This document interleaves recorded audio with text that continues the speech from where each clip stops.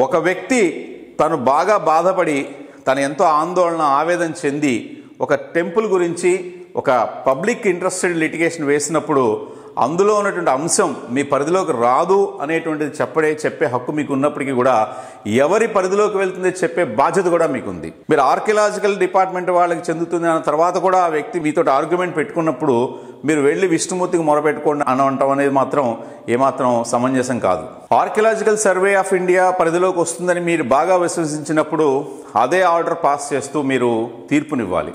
మీరు case dismiss చేశారు, so ఆ వ్యక్తి మనోభావం దెబ్బతింది. మీరు అదే గనక ఒక ఆర్డర్ పాస్ చేసినట్లయితే ఖచ్చితంగా ఆర్డర్ని ఆ లాయర్ కాదు కదా, ప్రపంచంలో ఎవరైనా సరే ఒబే చేయాల్సిందే. దానికి విరుద్ధంగా మీరు ఏం చేశారంటే, గవాయ్ గారిని ఉద్దేశించి నేను చెప్తున్నటువంటి ఈ విషయం ఏంటంటే, హిందువుల మనోభావం, సనాతన ధర్మాన్ని పాటించే వాళ్ళ మనోభావాన్ని మీరు దెబ్బతీశారు. ఈ సంఘటన వల్ల గాడ్సే గాంధీ సంఘటనలు అందరికీ గుర్తుకొస్తాయి. గాంధీ గారు కూడా ఇలాగే హిందూ మనోభావాలు దెబ్బతీయడం మూలంగానే గాడ్సేలు పుట్టుకొచ్చారు. ఇప్పుడు ఈ కాలంలో కూడా మళ్ళీ గాడ్సేలు పుట్టే విధంగా మీలాంటి వాళ్ళ చర్యలు ఉంటున్నాయనేది మాలాంటి వాళ్ళ బాధ, ప్రజల బాధ. మీరు ఒక ఆర్డర్ పాస్ చేసి ఉంటుంటే అతను మిమ్మల్ని ఏమీ అని ఉండేవాడు కాదు. మహా అయితే బయటికి వెళ్ళి తిట్టుకుని ఉండేవాడు, మిమ్మల్ని గౌరవించేవాడు, మీ మీద భౌతిక దాడికి దిగేంత దిగజారేవాడు కాదు. ఆ లాయర్ చేసిన తప్పే, దాన్ని ఎవరు సమర్థించట్లేదు. కానీ దాని వెనకాల నుండి ఉంటుంది. మీ కోర్టులో అదేగా చూస్తారు మీరు, నేరం యొక్క ఆబ్జెక్టివ్ ఏంటి, మోటివ్ ఏంటి, అదే కదా మీరు చూసేది కోర్టులలో.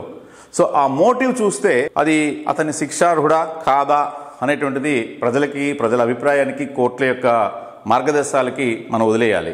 జస్టిస్ గవాయ్ గారు ఇచ్చినట్టు సలహా ప్రకారం విష్ణుమూర్తికే మొరబెట్టుకోవాల్సి వస్తే ఖచ్చితంగా విష్ణుమూర్తి వస్తాడు, దీనికి పరిష్కారం చూపిస్తాడు అనేటువంటిది సనాతన ధర్మాన్ని నమ్మేటువంటి వాళ్ళది, హిందువుల యొక్క నమ్మకం. అది సిరికింజప్పుడు శంఖచక్ర గదా ఇది చేదోయి సంధింపడు అని పోతనవాచుల వారు భాగవతంలో ఏదైతే ఆ విష్ణుమూర్తి యొక్క గొప్పతనాన్ని వర్ణిస్తూ రాశారో ఆ విధంగా నిజంగానే విష్ణుమూర్తికి మొరబెట్టుకుంటే ఆయన రావచ్చు.